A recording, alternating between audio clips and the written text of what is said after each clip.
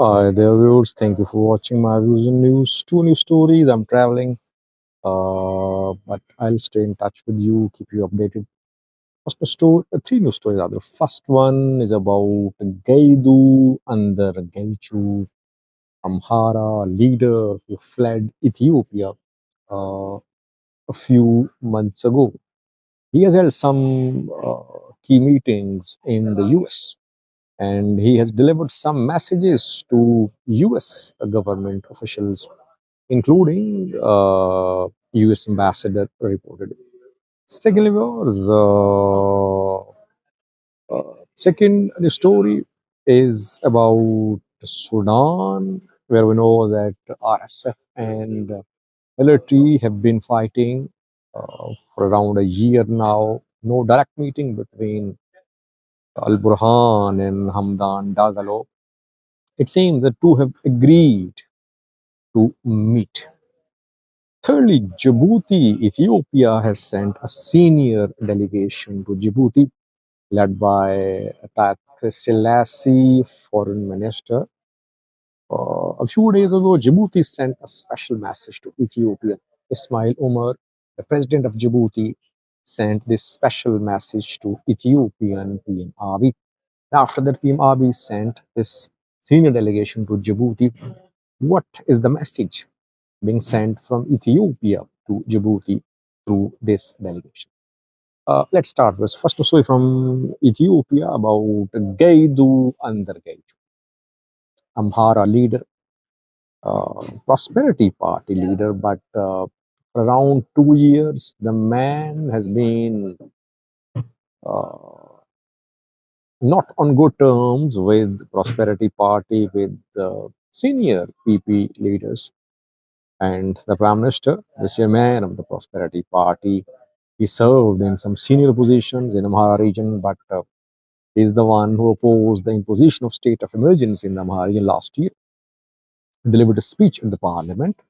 Before that, he had been sidelined. We know that he could not get himself elected as member of PP's senior committees. He lost portfolios he held. So the man has been facing some problems. He spoke in support of Fano too. That is why he was silent. Yilkal, when he opposed state of emergency last year, not Yilkal, Gedu, when opposed the state of emergency last year. After that, he had to face harassment. At one point, security forces arrested him, but he was released. His house was raided too. He held some meetings with US officials in Ethiopia too, if I'm not wrong. After that, security forces stopped his vehicle. They searched a vehicle, but after a brief detention, he was freed. Then Gedu fled Ethiopia. He was seen in the US. Ethiopian government suspended some airport officials for allowing Gedu to flee the country. Gedu has held some meetings with senior US officials reportedly, including US ambassador to Ethiopia, including US Special Envoy to the Horn of Africa and other US State Department senior officials. He held these meetings to share Amhara perspective with the US. That what do Amharas think? While government is painting Fano as a terrorist organization, as an extremist organization, he shared alternative Amhara narrative with the US government. Reportedly, he shared a document as well with US lawmakers.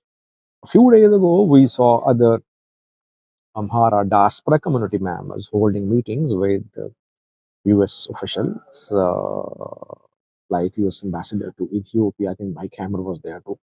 But this is another meeting. Amhara diaspora is trying to convince the US government. US government should stop the Ethiopian government from the ongoing military operation in the Amhara region. It wants the Amhara diaspora, people like Gedu. They are working as the diplomatic wing of Fano, you can say. Secondly, viewers, Pim Abiy has sent a senior delegation to Djibouti in response to a message from Ismail Omar, Djibouti's president, to Ethiopian Riyadh. A few days ago, we saw that Djibouti's foreign minister visited Ethiopia. He delivered a special message from Ismail Omar to Pim Abiy. The message was not made public, but obviously it is related to the MOU. Ethiopia, Somaliland MOU going to be implemented. It seems Djibouti concerned. Djibouti going to lose Ethiopian cargo. 30% of Ethiopian cargo to be diverted to Berbera. Ethiopia diverting its fertilizers to Lamo. Obviously, Djibouti concerned. IMF, World Bank, they say that Djibouti's economy has been relying on handling Ethiopian cargo. The revenue from handling Ethiopian cargo has been playing a key role in keeping the Djibouti's economy strong. After PM Abiy received a message, he sent this special delegation to Djibouti. Ismail Omar met with the Ethiopian Foreign Minister, Haile Selassie, who was leading the delegation. It seems that Ethiopia is telling Djibouti that Djibouti should not be worried.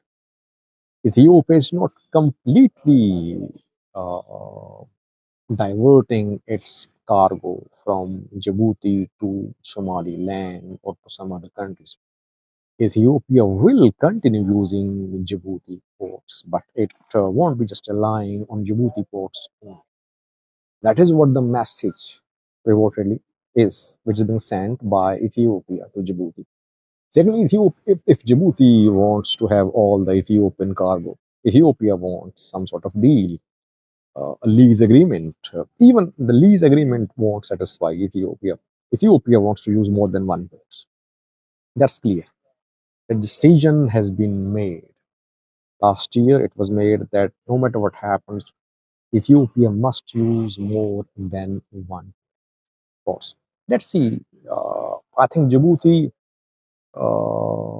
wasted the opportunity of offering a better deal to Ethiopia. It could have stopped Ethiopia from getting close to Somaliland by offering a better deal by lowering the taxes, port handling fees, by uh, offering a lease agreement to Ethiopia. It did not. Ethiopia turned towards Somaliland. Now Djibouti concerned. Djibouti maybe knows that in coming weeks they could be signing a final agreement between Ethiopia and Somalia. Last viewers, it seemed that Burhan and Hamati have agreed to hold a direct meeting. The war in Sudan broke out last year. It was April last year when the warring parties in Sudan clashed. Since then, fighting ongoing. Military led by Al Burhan, General, RSF led by Hamdan Dagalo. No direct meeting between them so far. A few weeks ago, African Union tasked Ugandan President Yoweri Museveni to arrange a meeting between Hamdan Dagalo and Al-Burhan. Reportedly, according to Ugandan sources, Hamdan Dagalo and Abdul Burhan, they have agreed for a direct meeting. No official word from Al Burhan or from Hamati, but it's being confirmed by Ugandan sources that before the end of June, a meeting could be had. If it happens, it will be a breakthrough because so far there is a stalemate in Sudan. No party is in full control of entire Sudan. If it happens, thank you for watching.